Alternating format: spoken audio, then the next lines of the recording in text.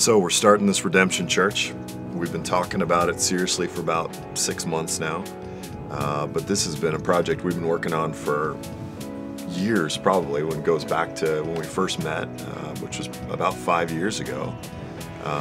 Those college ministry meetings by ASU, and so let's kind of lead us up to this point where we're actually doing this thing, the thousands of hours of conversations that have led up to this. So let's tell that story a little bit, kind of coming up.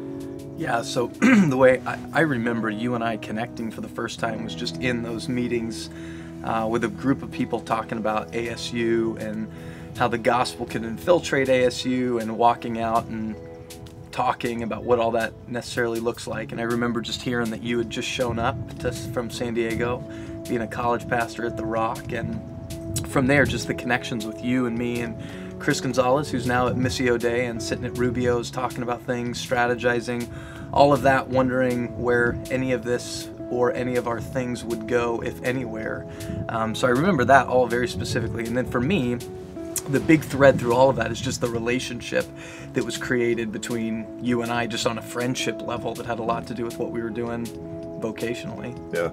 Well, and as I remember the story, East Valley's played such a huge part in it, facilitating those lunches, and Tom and Tim, these guys, being so generous with their time and giving it to us young guys and letting us say stupid things without telling us how stupid we were. And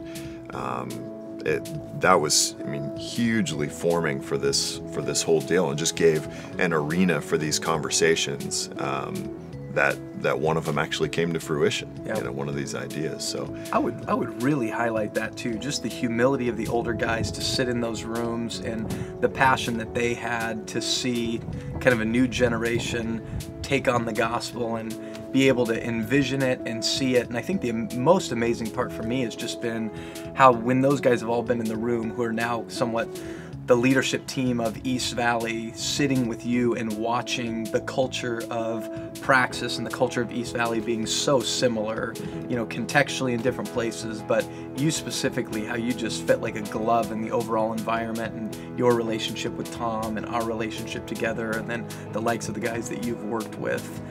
Well, some of that was real natural, but some of that came out of the fact that Tom as a mentor has been super forming to me, and then you just as a peer, with the conversations we've had, had formed Praxis so much that by the time we got to these conversations, it went really fast. It's kind of remarkable how quickly we went from, let's think about this idea, when we were at Wildflower Bread Company there talking about what it would look like for the city to have a church with multiple really strong locations around the city, and how we could use that to really impact for the kingdom.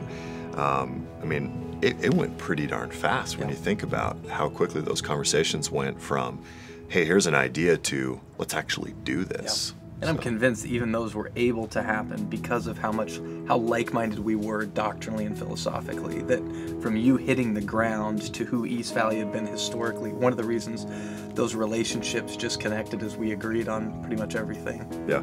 Well, and in retrospect, the fact that you and I had the idea for it and the vision for it isn't all that surprising. What's surprising and providential and kingdom-minded and all those kinds of things is that Tim and Tom and Neil and the elders at East Valley, the elders at Praxis, kind of thought it was our one good idea that we've had over the last 5 years, and have been able to run with it and embrace it and see the vision. So, it's kind of remarkable how it all came about.